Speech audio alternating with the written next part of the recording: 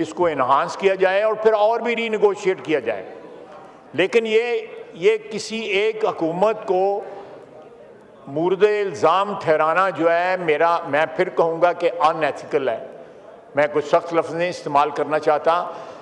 अगर ये उस गुनाह में शामिल नहीं है तो बता दें, ये भी उस गुनाह में शामिल है।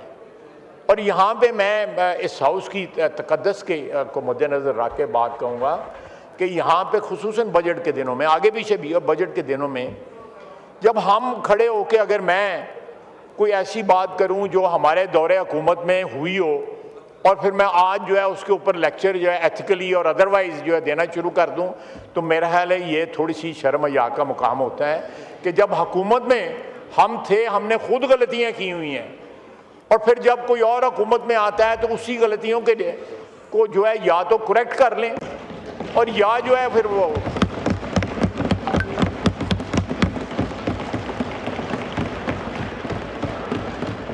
जी पैसा जी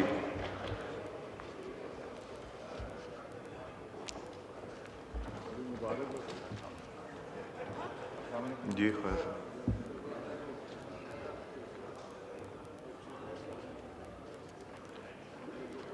औरंगजेब साहब, इसके बाद ये हमने इस पे आ जाना है मोशन।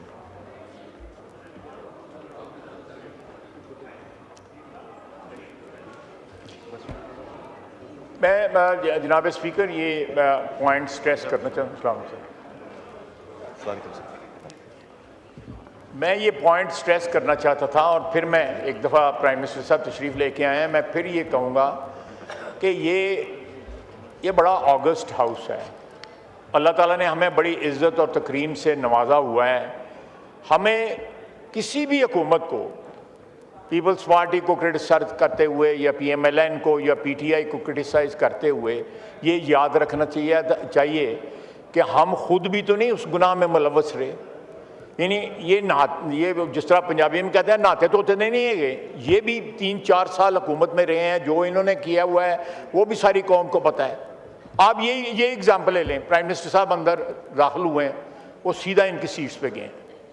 कभी हुआ था, जनाब स्पीकर आप गवाह हैं, कभी ये 3 साल में हुआ था कुर्सी की पुश्त उस तरफ होती थी और जिस किस्म की ज़बान बोली जाती थी वो भी आपको याद है। तो मेरा ख्याल है शहबाज शरीफ नई रवायात को जन्म दे रहा है, नई रवायात ट्रेडिशन सेट कर रहा है। ये दोनों साइडें जो है उसको परसू करें।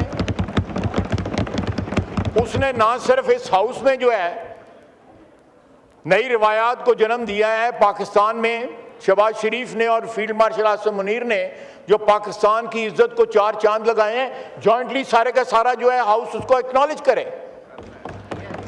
उसमें नहीं खुले दिल से या कोई ब्रेकन श्रेकन आके जड़ाएगा एक्नॉलेज करन जड़ाएगा। तो मैं समझता हूं कि नई रवायात को जन्म दें। आपने क्रिटिसिज्म करते वक्त अपने दामन के दाग जो है उन पर भी नज़र दौड़ाएं और जो इस वक्त कायदे ईवान जो हैं वो नई ट्रेडिशन सेट कर रहे हैं, एक गुडविल बढ़ाने की कोशिश कर रहे हैं। उन्होंने अगले दिन जो है मुज़ाकरात की दावत भी दी है। तो मेरा ख्याल है कि ये सारी बातें माजी में नहीं होती रहीं। 2017-18 से लेके 2021-22 तक ये नहीं हुई। जो कुछ हुआ है वो आपको भी याद है, मुझे भी याद है, इस हाउस को भी याद है। ये दरो दीवार भी इस चीज़ के गवाह हैं। वमा अलैना इल्लल बलाग।